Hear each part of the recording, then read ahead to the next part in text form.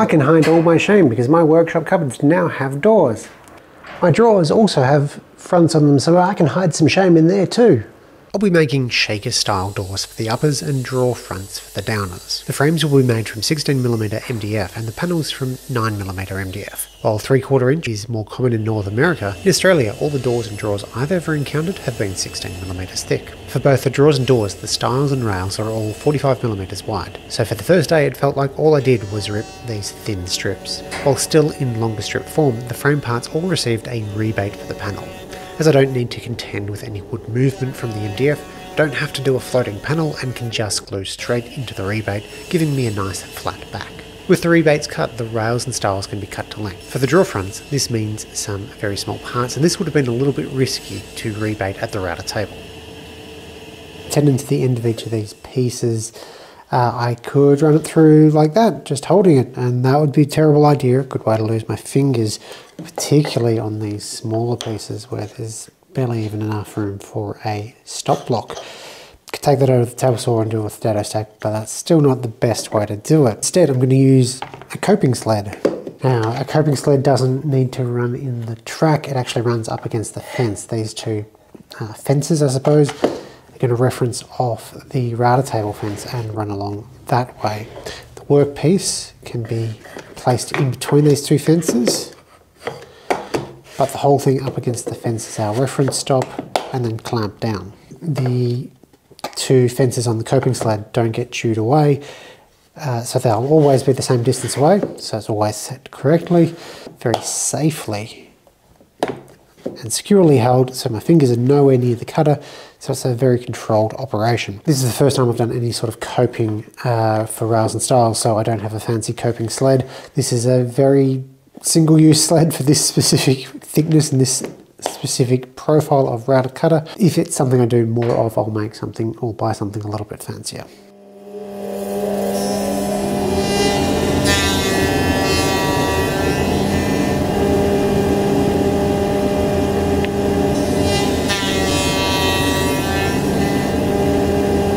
With the tenons cut, the longer sections can be cut to final length.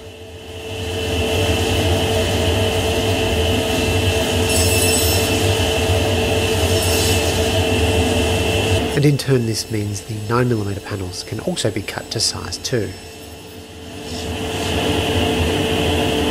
A healthy dose of glue on the tenons, then all around in the rebate for the panel to drop in on. The panel can be clamped with some headless pins, but only while the glue dries.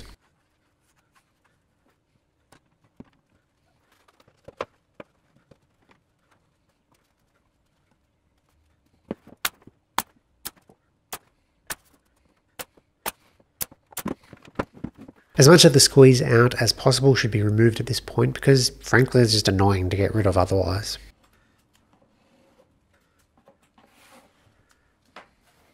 The glue ups are 99% great, with just a few pieces having a hairline gap and others with a little bit of squeeze out that is slightly proud of the surface. After using some Timbermate wood filler, it can be sanded back to flush. The doors were made slightly oversized. To give them a consistent gap all the way around, they are trimmed after glue up. They're also trimmed to final length. The hinges for the doors, I was going to use this jig from Craig. This is their concealed hinge jig. Unfortunately, this is really only rated for 18mm and thicker doors. So this is a clever enough jig that lets you use a handheld drill. Got the fence, some offsets here that you can adjust with a screwdriver. It's pretty much all the offsets from any of the brands. And this carbide tipped bit for drilling the cups works great with a hand drill because you've got to stop, you can't go any deeper, which is great. Unfortunately, the stop doesn't go down far enough for a 16mm door, and that's as far as it can go down. So short of adding some more spaces so that I don't punch through my door, I'm just going to use the drill press. Just like with making the cabinets, I have a temporary fence that has some story stick-like marks on it to tell me where to drill each hole for the hinges. All cabinet hinges use a 35mm hole, and I'd recommend getting a carbide bit. They generally have shorter spurs so that they don't drill through the material as easily, and they hold up a lot better in MDF. This, technically a jig piece of MDF, has 2 holes drilled in the correct locations for the mounting plate section of the hinge. Once again, measuring is the enemy. The hinges just clip onto the plates. I've left the hinge plate at the top a little loose to make clipping it together easier. Then I can tighten those screws.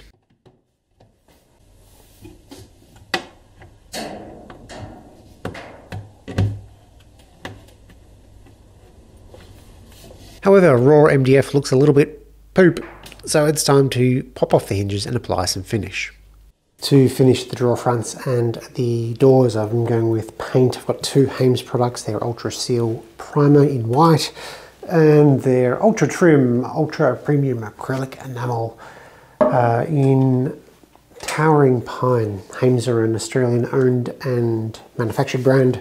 I still paid for these, but Australian goodness, I guess. Also, they delivered, which was nice.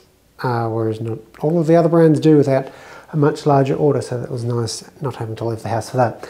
And for application, I'm going to go with HVLP, and I've not used HVLP before, so this will be a good learning experience for me. A friend of mine found this under his house, which was good. He sent it to me for free, which is very nice of him. So I know very little about this gun and whether it's any good or not. Again, it's going to be a learning experience. The Towering Pine colour is what we are eyeing off for inside the house. So again, the workshop is going to be a test bed for all the cabinetry stuff. So we can try out the hardware, we can try out the paint colours, the construction methods, all of that. And including in that is trying out HVLP, because that would be a much nicer way to get a good finish on all the cabinet doors and drawers and all that stuff. Again, I'd like to stress I have no idea what I'm doing, so this is in no way best practices or recommendations. I'm still learning. Everything received a coat or two of primer. While I tried to pay attention to the edges, they probably needed a few more coats. One of the worst things about trying to spray outside is having no ability to control the day star, which unfortunately is far too bright for video. The Lazy Susan really made it easy to get access to all sides of the workpiece.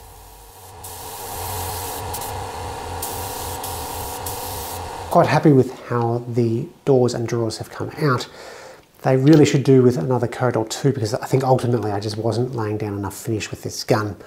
So the coverage is decent. It's not perfect, but it's not bad. Just some uneven sheen in a few spots. I think next time sealing the MDF, particularly the edge grain, I should use a shellac based primer, so the Zinser Bin shellac based primer on the edges, because it just absorbs so much of the primer that while it did an amazing job on the faces, those edges just kept soaking up the paint. And there's still, after 2 or 3 coats, there's still a little bit rough. The weather is just no good here for spraying outside. There's just so much wind lately. If I can rig up a booth inside the workshop in a year's time, I can take all the doors down then and all the drawer fronts and give them another coat, and they'll look a little bit better then. But for workshop stuff, they look pretty amazing. I do have to stop painting there. I've discovered that while this is HVLP, looking at the box, the specs on the box, it's saying that it will use about 4.5 CFM, which puts it more in line with LVLP, or low volume, low pressure, low volume, medium pressure guns, which tend to run about the same range. So that's possibly what I need to look into, is a higher quality LVLP or LVMP gun for my compressor, which can do, I think it's about 8 to 10 CFM, so a little bit low for actual HVLP. I was also finding that in my hand across here, I was getting quite a lot of discomfort and pain the following day. So the trigger on this is actually quite firm to depress and hold down. So I think this just, I don't know if it's user error, probably, but I think the gun might need a little bit of maintenance and maybe adjustment. The manual isn't fantastic, so I can't really dial it in any further in terms of the ergonomics. So if you have LVLP or LVMP spray gun, I'd love to know what you'd recommend, because I don't know what I'm doing and I'm not going to pretend that I do. I'm not giving advice on any spray equipment, at least at this stage in my spraying career. To attach the drawer fronts, I am going to be screwing through where the handles would go, at least to start off with, so I can attach the drawer fronts. And these are overlay style, which means I've needed to rig up just a little bit so that it's a little bit easier to hold everything in place, because just like with the drawer slides, it's let's not measure anything because numbers are hard, it's drawer front installing time. Piece of timber on the underside of the cabinet is held up by these two clamps. Just need to clear where the drawers will come out so that I can attach everything. First drawer front is really what sets everything, so I need to make sure this is relatively centered on the cabinet. I'm going to clamp it in position. I've got a match fit clamp, so a track saw clamp or a match fit clamp have a very small head on them, so they're easy to sort of scoot in behind. You can clamp that down and then screw into the cabinet. I'm only using relatively thin screws so they won't go all the way through.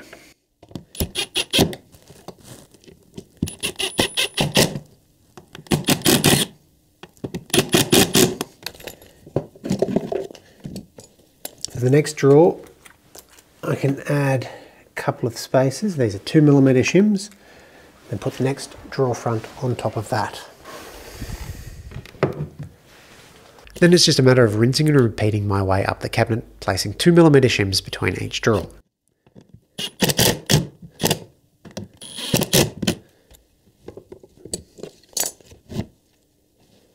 The top couple of drawers required me to pull out the drawer and the one below for alignment, as there just wasn't any space for the clamp to fit.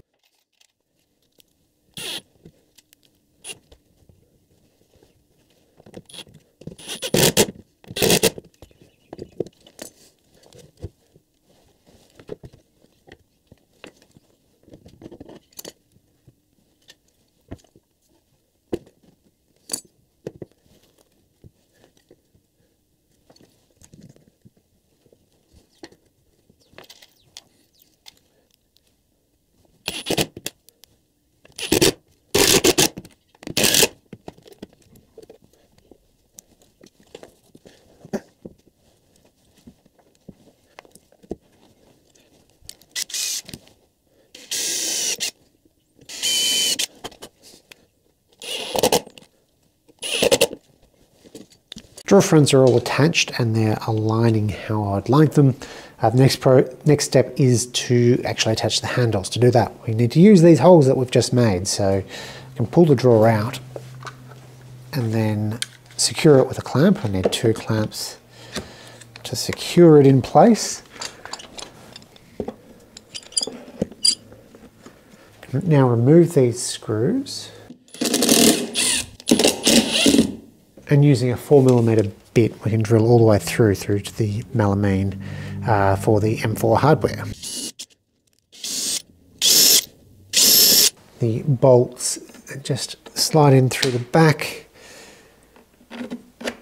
and they help secure the drawer front in position by clamping between the handle and the back of the cabinet. You want to make sure the screws are nice and tight, because that's all that's holding the drawer front into position. Alternatively, you can drive a couple of screws to also more permanently attach it, I suppose. There's nothing wrong with doing that. I just don't have the right size screws, since the 9mm panel is relatively thin, so I'd need a kind of shortish screw, and I've got either too short or too long, nothing in between. To get the location drilled for the handles on the drawer fronts, I want it to be consistent on all of the drawer fronts, so you know it looks good. Be in the middle, vertically and horizontally. I've marked out my center point on the back here, and I can use Craig's jig, or there's a few other jigs that just has various spaced bushings for common hardware. I'm using 128mm handles. That is, here are 2 128mm handles. That's the screw locations or thread locations on center for both of them. So they're both the same spacing. So I've lined that up with my crosshair, and I'm just going to mark. So I could then drill all the way through, or in my case, I'm going to take this to the drill press and actually drill through there. So it's a straighter hole, but a jig like this can work just fine, or you can make your own drilling jigs. Here is one example that I'm using for the handles on the uppers. This fence here just sets the distance away from the edge. These are just set 128mm apart, so I could, you know, plonk my drill bit in, drill through. But I've got this jig, it works just fine for this, so use that if you got it, or make your own. It doesn't really matter. They're just 2 straight holes. You should be able to figure out how to do that if you've done woodworking before. Unfortunately, the hardware jig from Craig does not work on these doors, as the fence can only go to a certain minimum distance. So once again, I've turned to making my own drilling jig from some scrap MDF. These are the same 128mm spaced handles as the drawers, but because they're just going through a single 16mm layer, they use shorter bolts.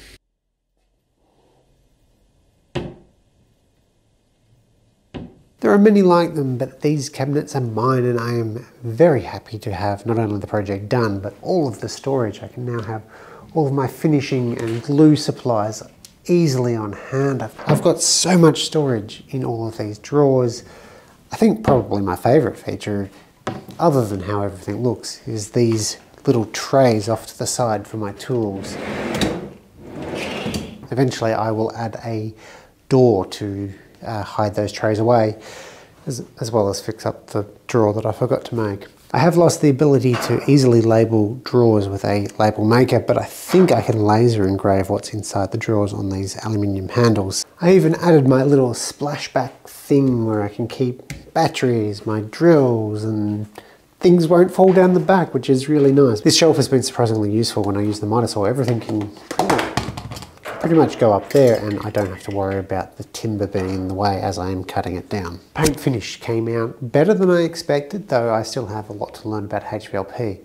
I have a separate video talking about the costs, which is also out now. Spoiler alert on that. These cost a lot, but not as much as if I had have bought the equivalent of them from a big box store. Oh, and you better believe that I'm working on a solid wood project already, as I am very sick of working with MDF and melamine. Thanks for watching.